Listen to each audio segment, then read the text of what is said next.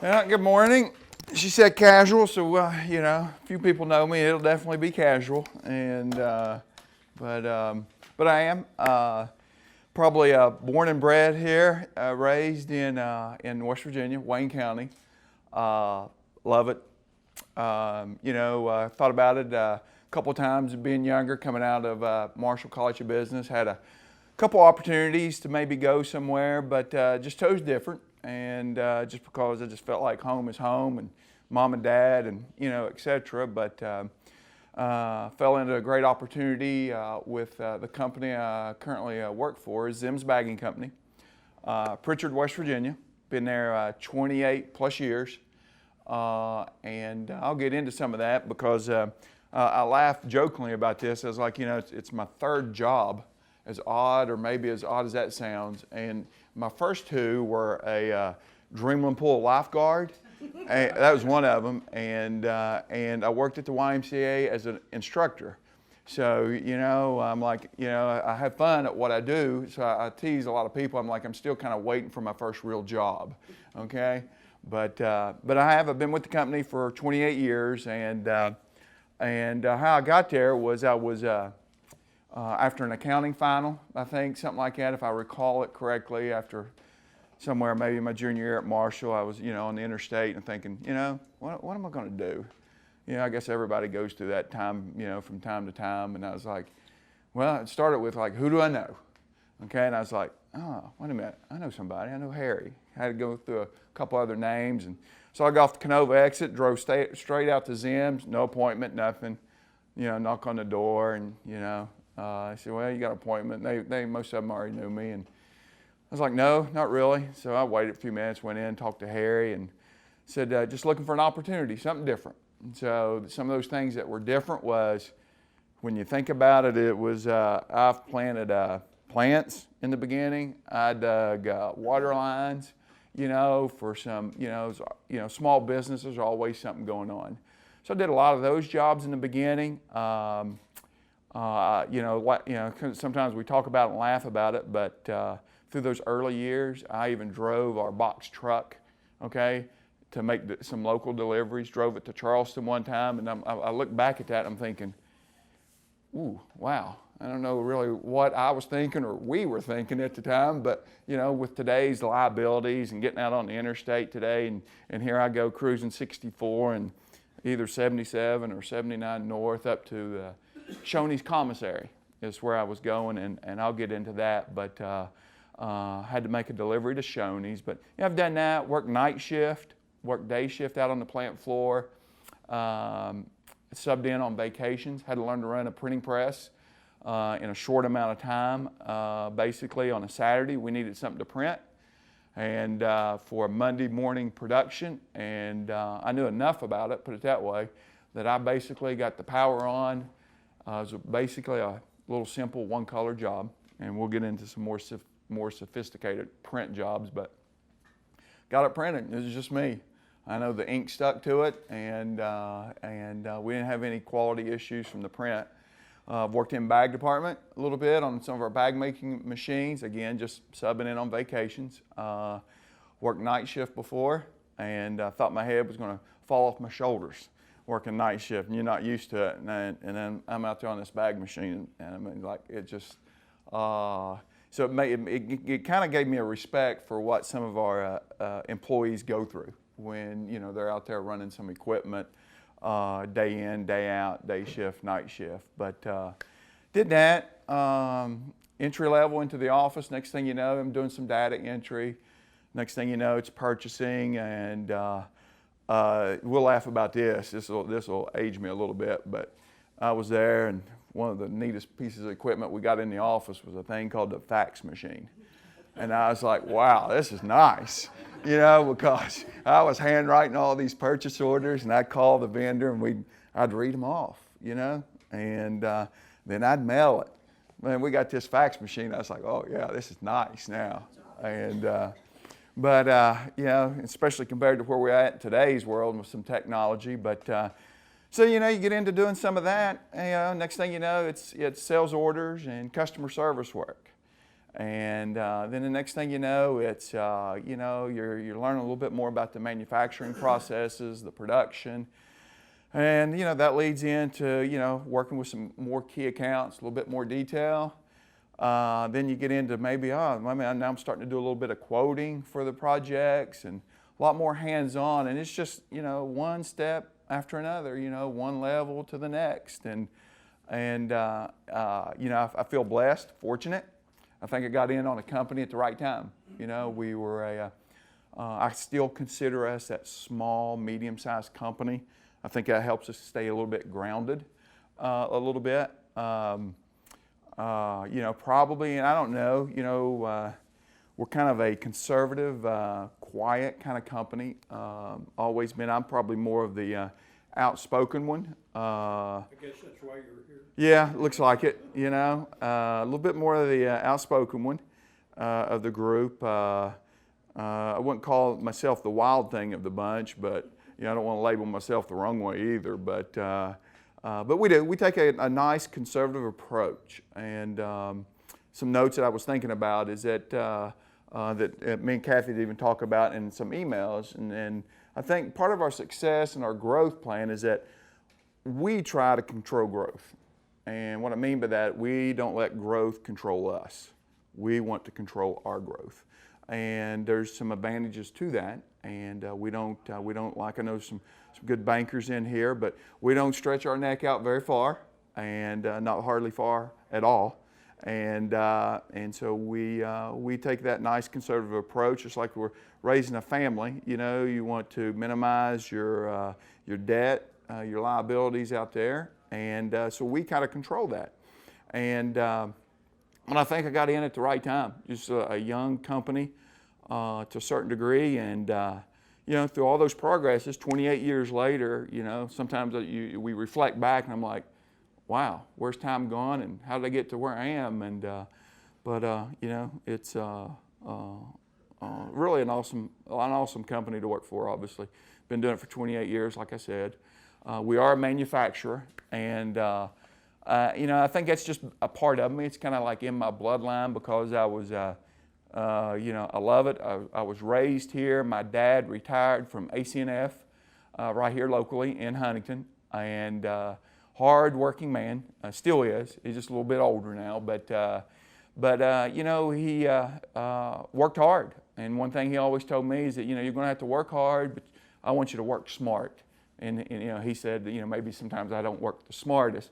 I got a hard job, and a welder at ACNF. So I was kind of raised at that, a middle-income family, blue collar, hard-working background. I think we all get that from Wayne County, West Virginia.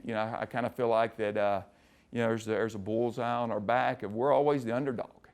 And and I kind of take that approach. I like that approach of being the underdog, and I take that with our company of being the underdog, and I address that with our our customers, our vendor base, and even new business. When we're out there, we're battling domestic suppliers or imports, and I won't get off on that subject too much, but because I'll get fired up and probably I'm mic'd and I'll probably say a few words I probably shouldn't, but we'll stay away from politics too. Should we stay away from politics? Okay. Yeah, we'll stay away from politics, religion, I guess, unfortunately, and imports and China. Okay, but okay, I gotta get refocused here, but we are a manufacturer. We have about 22 bag machines and different styles of bag machines. I was trying to think, how do you describe a bag machine? And it's just a lot of rollers, plastic coming through. Think of we buy our plastic. Okay, we don't extrude our plastic. Okay. There's an industry that supplies us that, sometimes we've thought about, do we do it or not? But, it's not in our best interest right now because, we want to there's still a lot of opportunity. A lot of opportunity for us to continue to improve. So that needs to be our core focus, is that we need to just continue to improve internally with our efficiencies and not get too distracted with trying to do some things that's not within our norm. We want to be great at what we do. And with that being said, I was thinking, how do I describe a bag machine? The only thing I can say, really, it's about the size of an automobile. It's today's technology is a lot of computer screens, PLC programming. Come to think of it, when I talk about PLCs, Marshall's engineering department coming on board is I've been talking to them and looking for that to come on board. That's just such the university just continuing to grow is just such a vital part to our area. But we got, it's a lot of newer technology, computer screens, data. You can set recipes now for jobs that repeat. You just go back and I want to run job number 2 again, and it just translate all through the equipment. Back to where the earlier days when I was out there, it's kind of like clutch and brakes and chains, and those are gone. And a lot of tools, cranks, shafts, and some things like that. Those are gone. So with the newer equipment, but we continue to invest in equipment. I get a little sidetracked here, but there's 2 things that I think that are critical to us is investment in equipment, new equipment, modern equipment. Equipment changes in our industry like what we see around us. Cell phones, our own automobiles. Think about when we were younger, what we first started driving compared to what we drive today. So our bag making equipment is very similar. We've been fortunate that to be able to do that, to update equipment. And probably a second thing that I put a lot of emphasis on is our personnel development, and continue to raise the bar of our expectation within our organization on people. I talked to Kathy a little bit, is that, I've been creating a program at ZIMS, and I call it ZIMS Tech. And basically, it's an internal training program about what we do, because it's kind of like, it's like a foreign language, a Greek language. You come in there and you've really not been exposed to it. The terminology in our industry, you've just not been exposed to it. So, we start creating this entry-level, mid-level training program for personnel to be able to advance. And it's key that our personnel advance. I want that entry-level person to go to the next level. And as odd as it sounds, and I tell them up front, you're not going to stay there. I don't want you to stay there. Okay? And I play it along like our education system. You go from elementary to middle school to high school to a university. Well, you're going to come in at this position, and I'm going to train you to go to this position. And after you get there for a while, I'm going to get you to this position. And this is where I want to take you for multiple reasons. Is that, we're going to create value in yourself, and that's going to help create value in our company. And as we continue to create value in our company, we'll be able to do what we want to do for our customers. And I think you see some of that passion in me when I start talking about that. And that's really the 2 key things is equipment and our personnel. We take care of those 2 things, and that puts you on a right path for success. Everybody like working at ZIMS? No. But obviously a lot of people do, because I think we're about 90 plus employees now. We're busy. Out there, the laborers, I work them a lot. Some like it, some don't, but it's today's world. And our goal is that we got to do what our customers want us to do. They're paying us to do that, and that's what we got to keep in mind. I'm not going to tell if somebody wants something in 3 weeks or so, and our backlog is 4. I'm not telling them no. We've just got to figure out a way to adjust. Today's business is tough. It's a brutal, brutal industry out there, and it's tough. And maybe I just perceive it, maybe it's getting tougher because I'm getting older, or I'm just more exposed to things. But it is. It's tough. It's not for the weak. It's not for the weak-minded. And you got to be a strong person in multiple ways to success, to lead a company. And that's on the bag making side. We have 3 printing presses, and I think about a printing press, without seeing it, is probably about the size of that locomotive. You know, printing press probably got a value of some of our equipment of about a $1.5 million investment. Bag machines will range from some of our basic ones years ago of about a 100,000 grand, you know, investment. We got one on order, actually, top notch. You know, that's one thing we, you know, to go back, invest in that equipment is very looking forward for this piece of equipment to come in because it's going to relieve some pressure that we have currently on a couple pieces of equipment. Should make us a lot more efficient for it. But you know, that investment there, it's about a $350,000 investment for a bag machine. But we're blessed and fortunate to be able to have that opportunity to do that. We're looking at some expansion plans, but you know, there's some hurdles that come with that. You know, about when do you pull that trigger, you know, and markets are so unpredictable, and even our business climate is so unpredictable. And I talk about this to our employees, you know, like we don't have long-term contracts. You know, we got some great relationships that we continue to do the right things. We'll have those orders in advance, but you know, we don't have those 1 and 2 year contracts. You know,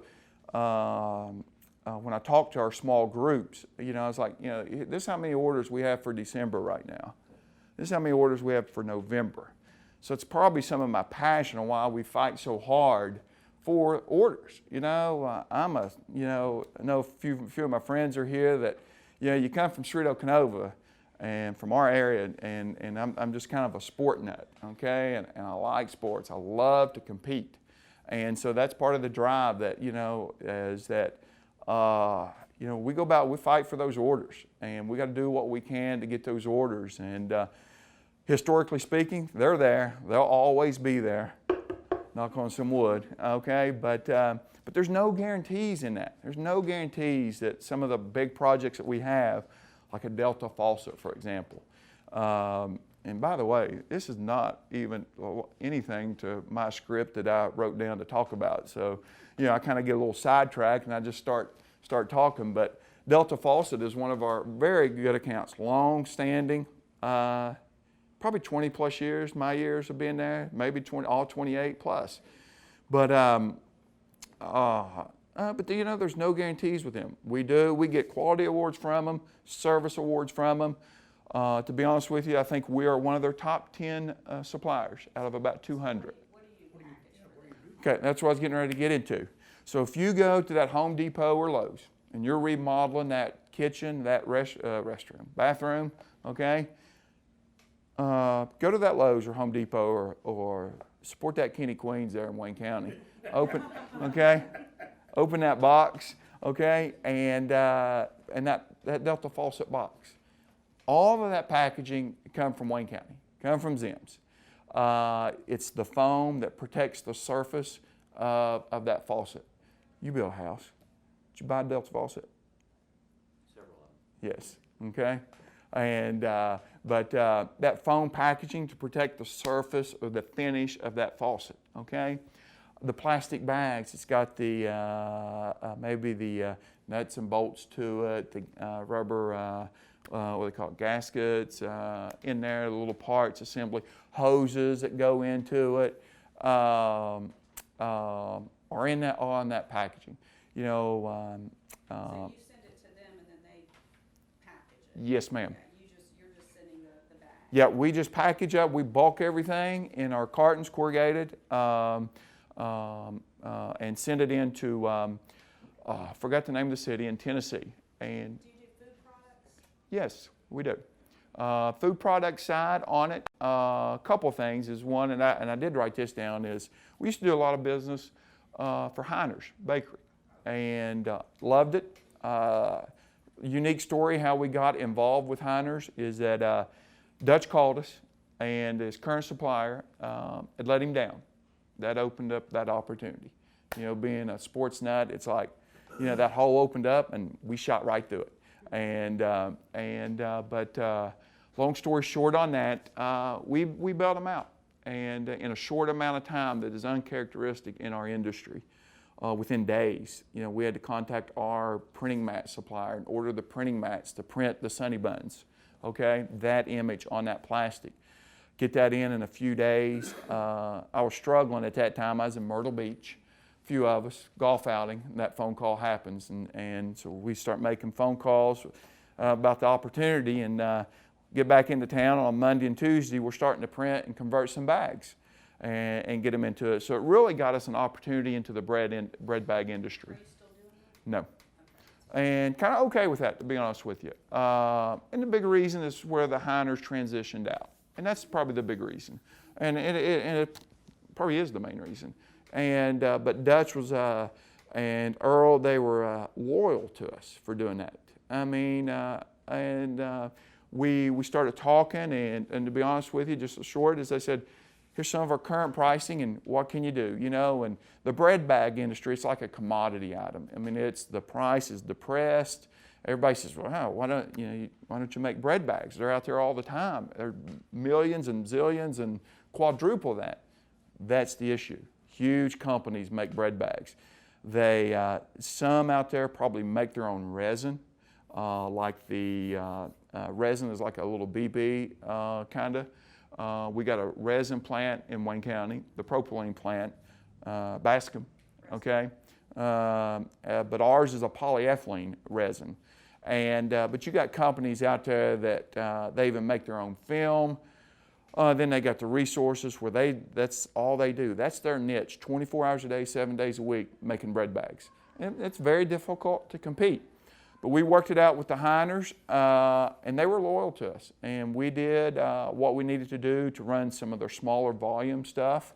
And we did it for several years. They became a really good customer to us, taught us how to really make bags for that industry, because it's an automated industry. The equipment blows up the bag. The bread goes in automatically. Okay, so it really opened us an opportunity, and we were there for several years. But things change, and appreciate the opportunity that we had from them. But Where else would we see your product? actually, I brought one. And Case Farms, we got a couple of chicken manufacturers, processing plants, okay? And actually, I didn't realize that these were up here this far north. This is a Case Farms, and basically raw chicken goes into this bag. Gets closed up, and I came across it at a food fair in Cerrito there. And we also do another bag in the chicken processing plants down in the Carolinas that and I think it's more for commercial use, restaurant use, because there's no printing on it. It's a 3-layer film. It's a little bit specialized. They'll pull a vacuum on it and then seal it off, and that gives it that shelf life because there is no air, there is no oxygen in there for that chicken to start breaking down. But like our bag industry, the chicken industry is a unique industry as well, because when you watch a chicken to go from when it gets there to the end product, you'll look at chicken a little bit different. Okay, let me tell you. Okay, and I still love chicken. Yeah, but it's amazing how our economy and everything's just how it just works. From my understanding in that industry, not one parts of anything goes to waste. They don't throw anything away in that chicken industry. Everything, even at the end, I think some of it still goes to dog food, and I think some of it goes overseas and for a little delicatessen or something like that. Okay, but that's the food industry. We talked a little bit about Delta Faucet on the industrial side. One of our big accounts over the years that I got to grow up on was the pillow industry. Louisville Bedding in Louisville, Kentucky makes pillows. So when you go to that Target, that Walmart, Sears, Penny's, and you go in that section where you just see the pillows crammed in there. And we've done a lot of those. And where I've seen them at the Walmarts and the Targets, and I go through and I look at competitions, I look at ours, and I've actually went to the point of saying that buy one, take it, and to kind of do a display through our print department and our bag department, because maybe the image just wasn't what it needed to be, and you kind of learn. It's kind of a teach thing. But we manufacture the bag, bulk pack them in that carton. We ship them to Louisville, and the pillow manufacturer made their pillow there, stuffed it in that bag, and they shipped it out from there to their customers' DCs, distribution centers. That's kind of on a retail market. McDonald's? Nope. Probably some things, probably the real quick on, as everybody says, well, do you do garbage bags? No, don't do garbage bags. I've made garbage bags, but they're for me. And it's because that they won't tear. Okay, they're hard to close and hard to tie, but they're not tearing. Those are not busting. Okay, and but we don't do garbage bags. We don't do the carry-out bags that you see at the grocery stores. We don't do any of those. Big projects that's going on right now that we do a lot for, and they are busy, is Amazon, and we sell through a distributor. And we do a lot of mailer bags. And mailer bags is that UPS package that shows up, that white bag that you got to tear into that gets a little tough. Yeah, got to cut it. That's the way we're supposed to make it, okay? But we do a lot for them. And they keep us extremely busy. Third, fourth quarter gets real busy. They build up for their bulk of their business. 75% of their business will be for that Christmas season. And so we do a lot of that for that type of e-commerce business. Huge industry. And we're in it. And a tremendous amount of opportunity.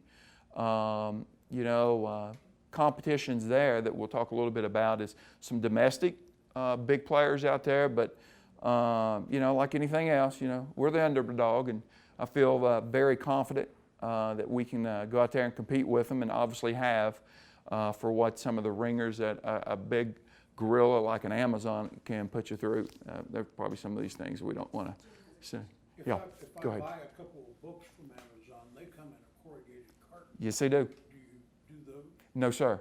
Probably the customer that we sell to makes the corrugated cartons. And what they're doing is they're eliminating corrugated cartons and minimizing that and using more of the mailer bags. And what they're doing is the new distribution centers, they are really building those to handle the plastic mailer bags. Conveyor systems, etc., react a little bit different than when you have that mailer bag traveling on them versus a carton. And they are turning over or changing some of their existing DCs to handle more, but a lot of the older distribution centers still are set up really to handle the cartons. And so that's really why you see a lot of that as well in the corrugated. But the big reason for that transition is basically freight rates, UPS rates. UPS, anybody knows anything about freight, they're going to charge you for that 20 by 13 by 6. And you got all that fill in there for those $2, okay? Well, in a plastic bag, takes up less space, a lot less space when you put that product in there. So there's tremendous advantages of going to a mailer bag. Not to minimize the importance of the corrugated carton, because one of my good friends that is a sales rep for Greif, or it's Acres Packaging now in Guyandotte. It's where we buy all of our corrugated. Every carton that we use, we buy it locally from here. We talk about, a lot of people made me think of it like, plastics, environmental issues, corrugated, okay? From our standpoint, all of our products are recyclable. Everything that we put out that door, 100% is recyclable. Different streams of recyclability. We have recyclable programs in our industry. One of the things, or in our business, and I take it personally, one of the things that I don't like is things going to that dumpster, throwing it away. Just I just don't like it. So we've set up streams over the years that we have an avenue to recycle and sell different types of our plastic. And what I mean by that is some is clear, get a greater value for it. Some is colored film, like the mailer film being white, and some plastic is been printed on. Okay, so there's 3 different product lines of how we sell our recycled product. We bale all of our corrugated, sell it, and there's some miscellaneous streams down through there that also, but we really actually put a lot of emphasis on recycling a lot of our products. Which shifts are you all running right now? We run 2 shifts. Handbook says we run 4 10s, day shift and a night shift. Some equipment, in today's world, you just can't shut it off. So we run some 12s. We use Fridays and the weekends for backlogs and OT. And we've been doing a lot of that. And how did the business start? How did Harry? Yeah, let me get to that because I just, sometimes, I got an agenda, but I've not really followed it too well, okay? Because I just get talking about it and feel very comfortable about what I've been doing. But odd as this sounds, and this is really a great story, is our current president and owner, Harry Zimmerman Jr., is the current president. His father, senior, started the business back in around 64. So we're 51-ish, 52 years old company.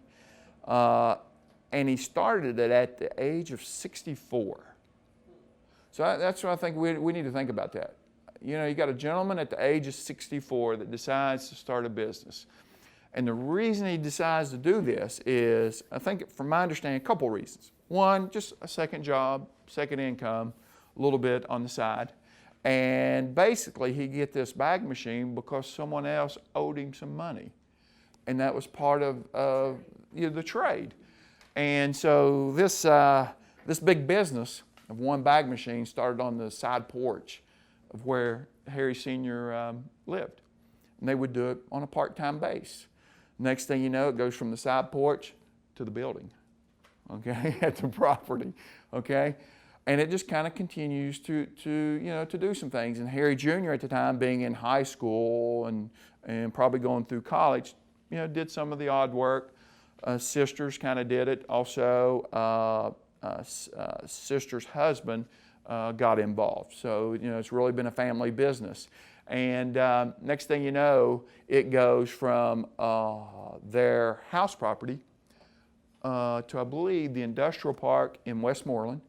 And back on the Westmoreland side where the baseball fields are, what's it, Poland? What's that industrial park called? Okay, all right. And so it goes there. Spent several years there in that industrial park there. And basically in 1982, he builds his first building in the Pritchard area, right off the main 52. And since about 82 through now, we've had 5 expansions at that one plant. The majority of the expansions came in the 90s, early 2000, mid-2005 range. And then also in that 2005, actually we bought another building in the industrial park. So we have 2 facilities. We bought that building about 2007 range, I believe, 8. So we have about 95,000 square feet. 90,000 square feet between 2 facilities. But it kind of gives you an idea, I kind of jumped forward real quick about, I just think it's kind of a unique story of how the business started, how a guy had a little bit of initiative, probably wasn't his main focus, but, starting a little bit of a trade and at the age of 64 at that time, and you look back 52 years and you're like, wow, how did we get here? What's the growth projection look like for you all? Like we saw the glass industry kind of do a deep, but from Yeah. the plastics industry, what is that? To be honest, personally, and I think as a company, we have a lot of opportunity. And we jokingly say this, is that we're not a very big company in our industry, not at all. And we try to specialize. We want to add value. I don't want to get into a commodity product like a bread bag.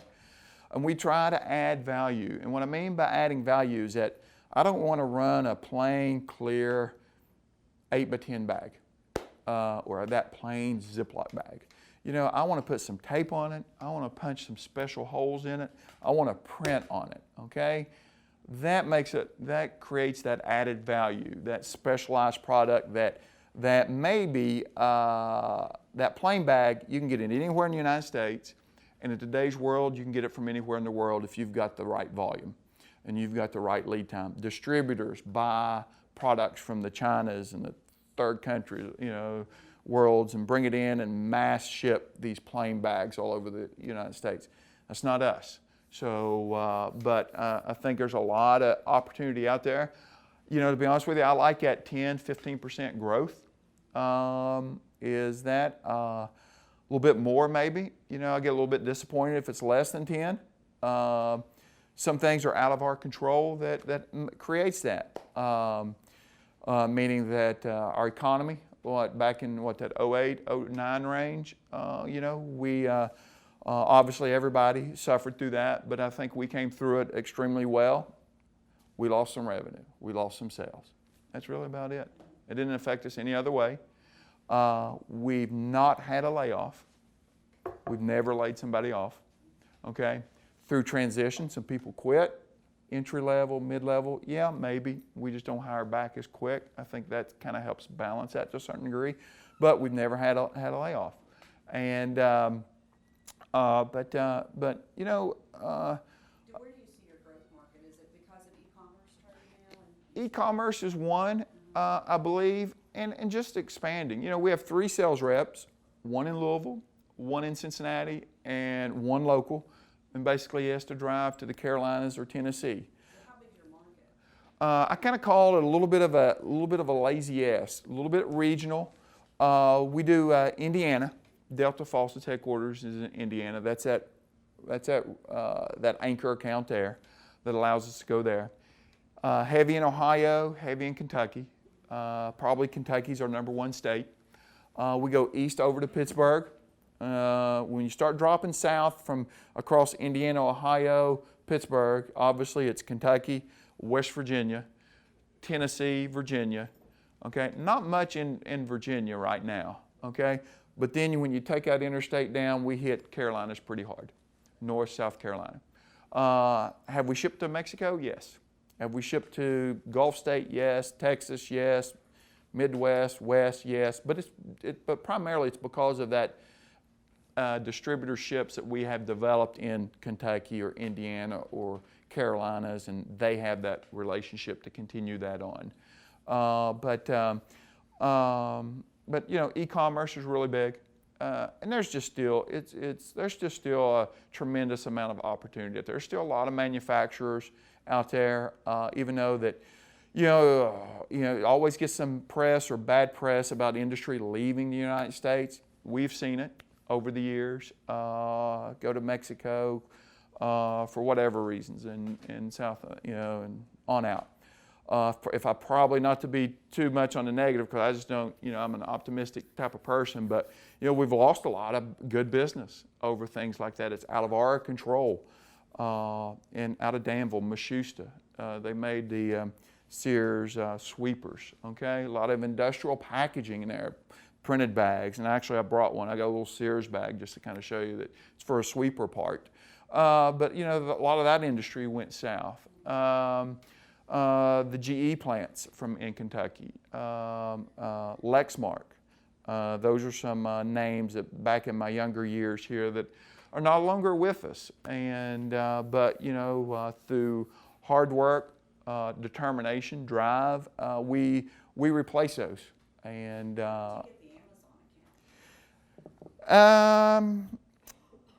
well, our sales manager at the time lives in Louisville, and the distributor that services that account is in Louisville as well. So a lot of it's still based on relationships. It really is. As much as business has changed over the years, where your phones allow you to be able to see the whole United States, obviously, for contacts. But he's been in this industry for 30, 35 years as well. And that's a unique story too, I'll get to. But that. And then this Premier company, they're in the corrugated industry. And Amazon said, we're going to start buying more and more mailer bags. And it was timing. We started making them for them 4 or 5 years ago. And then we've been able to add the value to that to minimize competition from that. There's really domestically, there's probably only about 2 or 3 of us right now that get in there and compete for that business. There's a big company domestically, and they have ability to import as well, so that makes it difficult. But we do it by controlling the chaos that a company like that brings to the table. They maybe don't control their inventory as well, because people like us, they don't know when Josh's or me or Annie's going to get on there and order something from Amazon. So their fluctuations in inventory is probably like me trying to juggle 3 balls right now, okay? And you have to take advantage of that they're somewhat unpredictable market that they're involved in, and when they need something, you got to figure out how to get it there. Yeah, and so I think that's helped. And when I say create value, let me see if I brought one. Is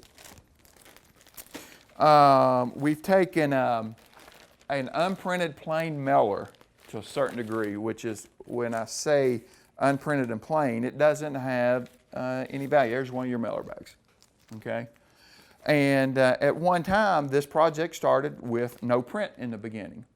But with conveyor systems and automated systems and everything, they're all like any company. You're looking for that way to improve. You've got to improve. Bottom line.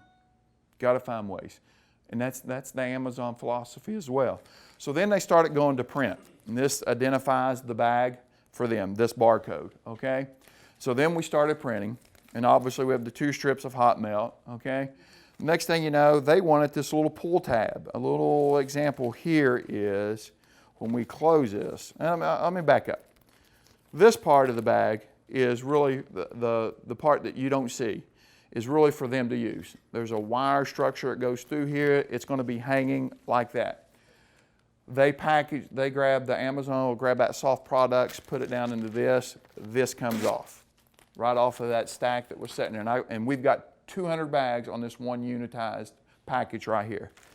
Then their people working their lines will take that, your order's in there, your a return document is probably in there, some other promo documents are in there. They close it up. All right, boom, there it goes. They still got to put their shipping document on here. It starts going down conveyor lines. This barcode will get scanned, and here's a paper barcode that I'll get into here that'll get scanned as well through their conveyor systems, okay, before it ends up at that final destination within their DC that for UPS or FedEx that may be taking it. It lands in our porch. And this is a little bit of the value that we added, and they said, well, we want to make it easier for our customers to get into the bag, okay? And so, okay, so we want you to create a little tab and to be able to pull it, okay? Come on, this thing better work, okay? Pull it so now our customers can get into the bag real easy, okay? And there's some really honest truth here. Younger generation, Josh, for example, he'll tear into this bag with no problem. We do this to help and I don't mean this the wrong way. Yeah, the older generation, my father, I'll just blame my dad, okay, to be able to get in this because hands may not work as well anymore. So that's a way to be able to get that in there. Added value. It's better than a plain unprinted mailer that was used in this industry years ago, okay? Second strip is for that if you don't like that product, you pull out the return label, put it back on the bag. You'll use this to close it back up, okay, and ship it back to them. There you go. Permanent adhesive, okay? Permanent adhesive, that's what it should have done right there. Is I did not want that bag to pop back open. Move forward to this, we're creating added value. This paper label just came on board. We're just now currently getting into it for about, we probably started in early spring, and it's an add-on to our bag machine where we had to go out and buy an applicator to apply the label to the bag as it's being processed. So these bags are probably being made at about this speed, okay? And you have to find equipment, that this label applicator, that can stick out this label, and basically it's blown on that quick. There's a huge amount of air pressure that hits this label, that this label, if you notice these 4 marks, has got to hit in that spot. We have a little tolerance within that area, target window there that we have to hit. But it has to hit. These are random barcodes. Not one's the same. If one repeats, it may be 10 years from now, okay? And we buy those from a supplier that's approved by Amazon, because this supplier obviously sells them the barcodes also. And it's approved within their conveyor system, their scanning systems. I kind of like that, minimizes our liability, to be honest with you, on does that barcode work or not. You know, that's not our problem if it doesn't work. What we got to work out between me and us and this label manufacturers, that if the barcode don't work, means they don't want the bag. Well, the bag's still good, okay? So, but we had to work out some things like that. If the barcode doesn't work, then I still want paid for the bags. But that's that added value. You know, we've went to adding the print to it, adding the little tear notch to it, putting the label on it. Will there be something else another year from now, 2 years from now? Yeah, there will be. I just don't know what it is, because they're going to continue to improve their efficiencies. It's like the name of the game to us, okay, is how many bags can we produce in a day? That's the bottom line. You know, Amazon's the same way.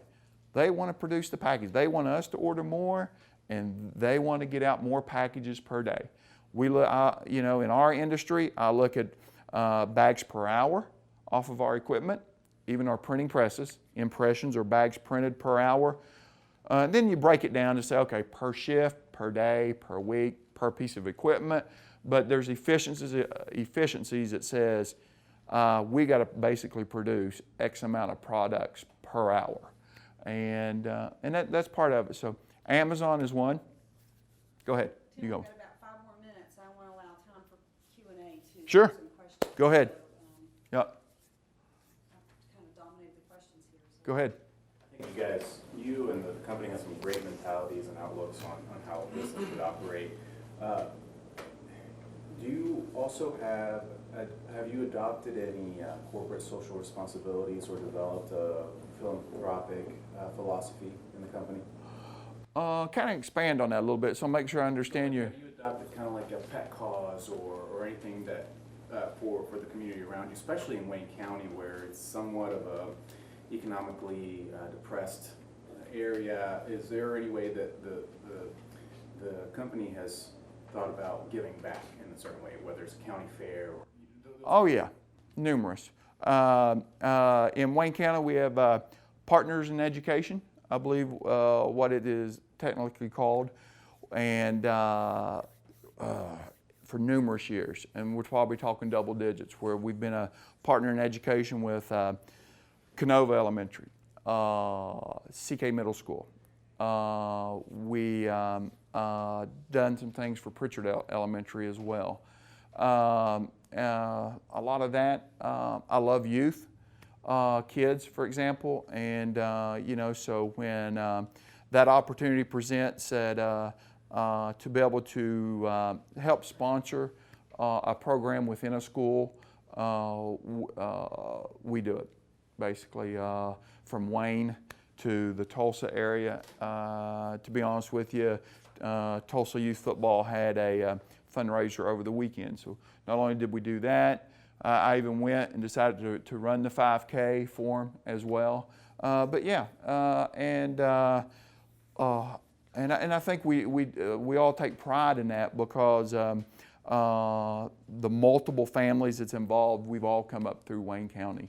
And I think not only do we see the importance of investing within our own employees, but I am outside of Zims, I'm really in favor of really, I think what drives us or America is And it's not that I'm a political guru kind of guy, but I'm about pro business and pro education, and anything that we can funnel in and help at our elementary level, our middle school level, our high school level is it's that critical. You know, they're going to be there one of these days where we are now, and we're going to need them to be at their best as well. So yeah. Yes, sir. What kind of employee turnover do you have, and how difficult do you find it to recruit good people? Very good question. Very good. Let me think here. I think if I look at it this way, if I can keep an employee when they hit that 2-3 year mark, then they're pretty good. You know, like for myself, 28 years, general manager, been there longer than I have. Customer service manager, 20 plus years. The supervisors out throughout our bag department employee. It's one of the good things that I like about our company that gives me energy is that when I look throughout our plant, our bag department supervisor, you know, to a certain degree, you know, he's my age. He came from Fort Gay High School, okay, and right out of high school, and now 30 years later, he is our supervisor. Our maintenance supervisor, Buffalo High School, okay, 30 years later, he's our maintenance supervisor. Print department supervisor, Tulsa High School. I believe it was Tulsa. Okay, Tulsa or Buffalo. Don't tell him I said that, because he may. Okay, but yeah, us Wayne County guys, we still throw some of those elbows around a little bit. But shipping supervisor, Tulsa, and all of these individuals are 20, 25 years. Our other facility in the industrial park, I call it our soft pack, and I didn't get it here, but it's the bubble that everybody likes to pop when it comes to electronics. Okay, we convert that. It's the foam for Delta faucet that protects that surface. That supervisor, CK, Wayne County, double digits. I don't know if it's 15, 18 years. My issue today, a big problem, a hurdle, is at entry level. Some people may say it's work ethic. Yeah, to a certain degree, I agree. To a certain degree, that's why I'm creating Zims Tech, okay? Because to be able to retain, keep those people. Because to be honest with you, when I have turnover, it's a loss for us. I look at that as I've lost on an investment there. We don't want, no company wants turnover. It happens, and I applaud anybody, even any of our employees that they find that they think that next best opportunity, okay? I applaud that. Wish them the best of luck, and that's why internally I want this person to go from here to here, from here to here. I don't want them to make $10 all the time. I want them to go make $15. I want them to go make $20. I want them to go make $25, okay? And, but entry level is a big hurdle. Surprisingly, some people get in and say, I just don't want to work this much. That's a hurdle, okay? Or they maybe don't have the discipline and structure, okay, to what it really takes to work in a manufacturing environment. And that's part of it. So I think it's really important for me to create this Zims Tech program to help start trying to minimize that or balance that a little bit. Always looking for good skill work from maintenance department, the Marshall engineering coming on board more and more, liking that. I've also got some conversations going with Marshall that I've went back and forth with their safety program, College of Business as well, and also the engineering department to try to bring in some additional resources. Not that we're not capable, but we're spread thin a little bit at times on our what we're capable of doing. You have a significant number of job applicants who can't pass a drug test? To be honest with you, I don't think so. And I'll give you the examples. that signs is there when they walk in to fill out that application. Okay? Have we had them have we had them turn around? Unfortunately, yes. Okay? Have we had them still fail it? Okay? Yes. Okay? Afterwards. But it's not very many. It's not very many, to be honest with you. Who else? What other questions? Yes, ma'am. Have you researched or had inquiries into possibly using a biodegradable or Yes. Oh, yeah. We even today, there's an additive that we can buy, or when we order our raw material, there's two different types of biodegradable additive that we can put into our plastic. And basically, I think one performs just a little bit quicker, more efficient than the other one. But yes, ma'am. Does it affect the product? Are you satisfied with the product? For what your purposes are, the strength? Short term, yes. Do you see some little bit difference? Yes, I believe so too. How well that it still performs down the line in if it's 3 months, a year later, but it is available. Our industry, one of the things that we really do promote is to recycle it. Maybe try to keep it out of that landfill. Let's recycle it. And there's some products that I'll buy recycled plastic for to actually use. Like for example, some industrial packaging can use recycled plastic. I can't use recycled plastic on any food products. Yeah. Mm-hmm. Anybody else?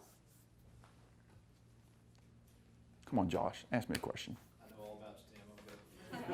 I'll share some stories. Yeah, there's some things, yeah, maybe over a sangria, okay? Any But, final comments before we wrap up? no, I get a lot of energy from it. I feel like it's a great story too.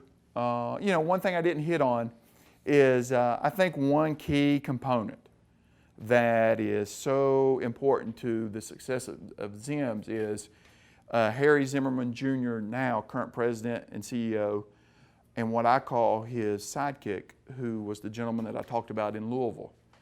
I think that was just the key to this success story. I think they've been partners with each other. Like that great team of two. I laugh about it. It's like Batman and Robin maybe, or I'm a sports nut. It's like the Joe Montana and Dwight Clark, or Joe Montana and Jerry Rice scenario, or the Troy Aikman, Emmitt Smith, and I could probably spend 5 minutes on just some of their success stories, but I think that is truly the engine that has really got us to where we are today, and they are a success story outside of what I've been talking about of the Zims product lines.